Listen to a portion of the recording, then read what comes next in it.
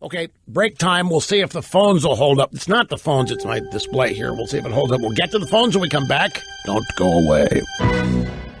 Okay, going to go to the phones. We have Sean in Palm Beach Gardens. Great to have you, Sean. How are you doing? Hi, Raj. Thank you for taking my call. You bet. Well, I am so disgusted at these NFL football players like most of America right now. I can't see straight. And I just like to make a couple of points. First of all, Tim Tebow was fined for praying. Okay? So he's fined for praying. And we have Villanueva that does the right thing. He earned a bronze medal, served 3 tours of duty in Afghanistan. And Coach Tomlin, said he should have been part of the team. And so now we have Villanueva backtracking. And you know what I see? I see that we have racism in the other direction. I think we have Coach Tomlin, an African-American, who looks at this man and says, you know what? You are showing respect for the flag. It's the flag. It has nothing to do with the president. It's the American flag. And what he's saying is, you know what? I've been behind the scenes, he's saying, if you ever want to play on this team again, if you ever want to actually make a play again, guess what, buddy? You better say what you did was a mistake and that you meant to be with the rest of the team. Because I know how it works. I have been around football. When I was in my younger days, I knew the football players of a national championship team. And you know what? These guys, both black and white and Hispanic, they all get away with practically murder, okay? And it's white men that are putting up the money that have literally said to the schools, you know what? Even though he doesn't make the cut. Hey, wait. Hang on just a second. I'm running out of time. I don't mean to be rude. I'm going to respond to you after the break here at the bottom. I don't think Tomlin wants Villanueva to disrespect the flag. I don't think that's what that's about. I will explain what I think that's about. Now, I'm very nervous when you use the word murder. Even though I know you're using an expression of speech here, but nobody's been murdered yet, and nobody's getting away with it. And I want to be, when this issue comes up, it's already charged enough without putting a cherry on top of it or a cherry bomb on top of it. But as to what you're saying, I've got a story that pretty much makes your point. So I'm going to end up making you look good here, Sean, and I want you to think about something. I'm going to hold you through the break, okay? Can you hold on? Okay, I can. Would you like a new iPhone 8 or new iPhone 8 Plus? Sure. Good. Don't sound so excited.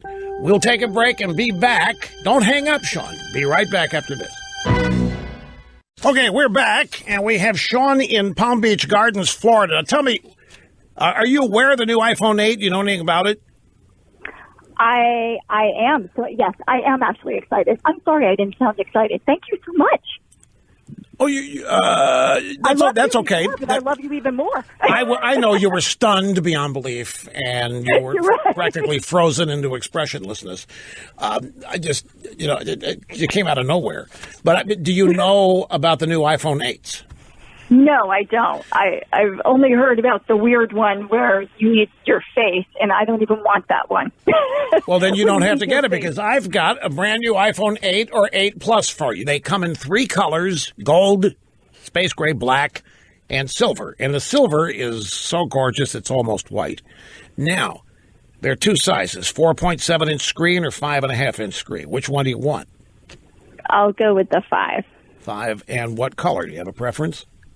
I'll go with gold. You go with gold. Okay, make a note in there. Now, I have this store. Gotta get your address. So don't hang up, Mr. Snurdle. It's a FedEx address. We don't use the mail here because we don't get delivery. I thought you wanted me to do it on the air. I'm like, I don't know about that. No. After we no. We don't. No. It'll work with any carrier you have. It doesn't have a SIM card in it, so you can take it to any AT&T, Sprint, Verizon, T-Mobile, whatever, and get it activated. Thanks very much, Sean. Now, here is the story. She said that the players are getting away with murder. What she meant by that is they're never disciplined. But they are. They're fined. This is one of the great contradictions. The coaches when the Kaepernick stuff started, the coaches also, I can't tell, these are grown men. I can't tell these boys what to do. I can't say you shouldn't do that. I can't say you shouldn't do that. I'm not that. But, Mr. Coach, you do it all the time. You demand they show up at a certain time of day for practice. If they're not there, you fine them. You demand they show up at a pregame meal at a specific time so you know they're out of bed and ready to play. And if they're not there, you fine them. You got all kinds of behavioral codes. There's a dress code for when the team travels on some teams. There's all kinds of ways you tell them what they can and can't do. But when it comes to this, I can't tell these boys that. Mr. Limbaugh, I can't tell these. And then the league fines them. The league fines them for having too much fun after a touchdown. The league fines them for any too hard a hit. The league fines and suspends them, for putting too much air in the football. They do all kinds of things. And yet, we can't control these boys. We can't say, but they do all the time. Now, there's a story here in the New York Daily News. Mr. Snerdley, he's getting the address from the super excited Sean in Palm Beach Gardens. Have you heard about the controversy with Odell Beckham Jr.? You obviously haven't. Well, the New York Giants played the Philadelphia Eagles on Sunday, and Beckham had a great game, had some spectacular catches. And after one of them, he pretended to be a dog and hiked his leg as though he were urinating in the end zone at Lincoln Financial Field. Yeah, it's been done. Randy Moss, when with the Vikings, he scored a touchdown in Green Bay and acted as though he were defecating on the goalpost. Remember what Walter Williams said, we're dealing with 8th grade mentality education level here. Okay, so, ladies and gentlemen, Odell Beckham, he's in the last year of his contract with the New York Giants. He's demanding a 5-year, $100 million contract with $50 million guaranteed. And the Giants are determining whether or not they should pay it. And they didn't re-up him last year because they wanted to see if he would exhibit more maturity this year before committing that kind of money. So the New York Daily News, one of the two tabloids, has this story. Giants have a tough decision to make with Odell Beckham Jr. showing no signs of maturing. The owners of the Giants better give it a lot of thought before they pee away $100 million on Odell Beckham Jr. That's the lead. The writer here says, and his name is not mentioned, it didn't print out, but the writer says, I hate to be so crass, but after Beckham's disgraceful walking and peeing like a dog end zone act Sunday in Philadelphia, exactly what will he do next? And what are the Giants buying if they give Beckham a 5-year, $100 million contract with $50 million of it guaranteed? They get an incredibly talented, unstoppable game changer, maybe the best offensive player in team history. By the way, the Giants are 0-3 with, despite Beckham's talents. The New York Giants are 0-3. So they get an incredibly talented, unstoppable game changer, perhaps the best offensive player in team history, the most explosive force in the game today, but also, says the New York Daily News, they get a high-maintenance, volatile diva with a flair for turning everything around him into unnecessary drama, who also damages the team with his me-first solo acts and then makes no apologies or promises that he won't do it again. $100 million for that, really?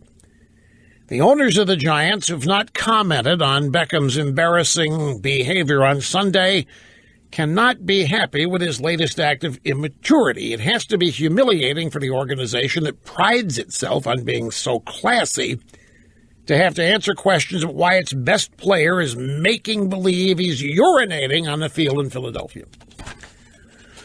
Well, take the elements of this story. What do you have? You have super-duper player, maybe the best offensive wide receiver at the moment in the NFL, genuinely a game changer, but the team on which he plays is 0-3. His contract is coming up, and you don't want to lose the guy. After all, winning games is what you want, and drawing people to pay the money to sit there, watch the games, watch them on TV, whatever. You need stars. Nobody denies that. But they got a guy that has repeatedly exhibited behavior way below the number of years of his age. And it's going to cost them $100 million with $50 million of it guaranteed. And once he's got the money, there's no stopping him. Whatever he does, you got to live with. This is not unique to the New York Giants, folks. This has been part and parcel of professional sports. The people that are able to do it are so few and so rare that it's been tolerated. You know the bad boys that have played all these different sports, and you know they're tolerated. They're tolerated way beyond the level they would be in any other line of work. And Beckham Jr. is going to get his money from the Giants. But look at nowhere else in America do you get money like this and do things like that. Nowhere else.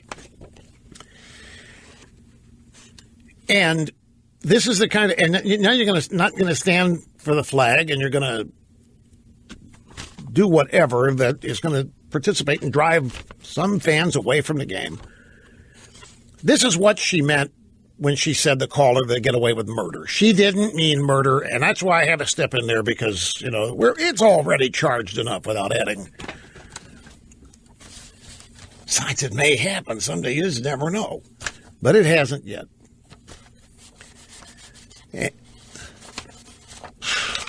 Well, no, that was off the field, and that's still not. At any rate, you see, my friends, what do? They're gonna show him the money. You imagine them not paying it. But I think it's really, really relevant that they are 0-3. They're 0-3. Mm-hmm. Well, that's if the broadcast money shrinks away, that's going to be a while. Because what else is going to replace the NFL is always going to be, this is the thing. What is there to replace it? Even with the ratings, and by the way, last night's game was up on ESPN. The Monday night games are up. The Sunday night game was down again. Overall, the ratings are down. Last night's game was up. In fact, Monday Night Football is the only thing that's up this year. But even with their ratings dropping, they're still the most watched thing on TV. What's going to replace it? On Sunday afternoon, Sunday night, Monday, what's going to replace it? Nothing. It's still going to be, that money from the networks is going to flow one way or the other, and in certain amounts one way or the other. So that's why the Beckham story, this is what she's talking about. They get away with things that, and by the way, when there is a sense of entitlement after you get away with stuff like this, why stop it? By the way, I'm on the highlight roll on ESPN. Everybody for 2 days saw that thing I did in the end zone. They love it. Absolutely love it. I got to take a break. More phone calls coming up after this. Don't go away. It was Gary Myers who wrote the New York Daily News piece that I quoted. And Gary Myers, well, let's just say proud Obama supporter. He still took Odell Beckham Jr. to task for imitating a dog urinating in the end zone in Philadelphia. The Philadelphia fans probably understood it, maybe even enjoyed it.